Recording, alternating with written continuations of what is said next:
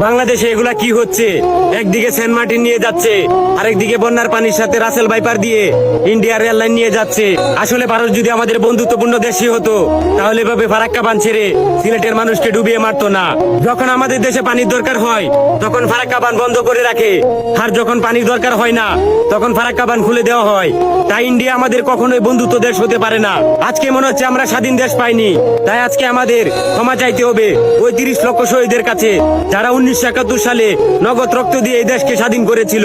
তাই একটা কথা বলি, দেশটা তো আর একজনের নয়, পুরো 20 কোটি মানুষের। তাই কোনো কিছু করতে হলে ওই 20 কোটি মানুষের মতামত নিয়ে করতে হবে। পুরো বাংলাদেশে রাসেল ভাইপার সাপ ছড়িয়ে ছিটিয়ে ইন্ডিয়া বাংলাদেশকে দখল করে যাচ্ছে নিয়ে সবকিছু যেন হুঁশ নাই যাদের, জনগণকে এর জবাব দিতে হবে তাদের। আমরা সাধারণ মানুষ কি বলবো ভাই? দেশের নেতা পেতারা এখনো ঘুম থেকে ওঠে নাই। নেতাদের আশায় থাকলে দেশ যাবে জলে, কারণ এখন নেতারা ইন্ডিয়াদের কথাই চলে। দেশের নেতারা এখন ঘুমাচ্ছে, হাজারবার ডাকলেও উঠবে না আর। আসলে এরাই দেশের বড় রাজাকার। এসব রাজাকাররা ঘুম থেকে উঠবে তখন তাদের বাপদাদার বংশধর ইন্ডিয়া বাংলাদেশকে দখল করবে যখন।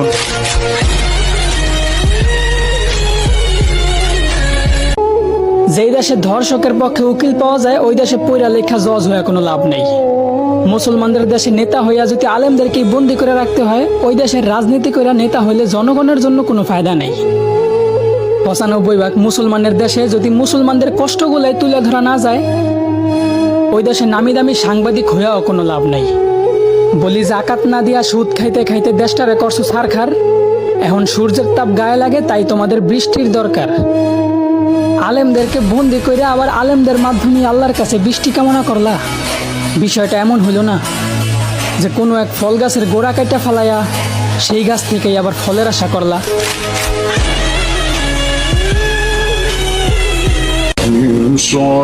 কালেমা মানুষের কাছে প্রচার করতে করতে যেন শেষ নিঃশ্বাস ত্যাগ করতে পারে।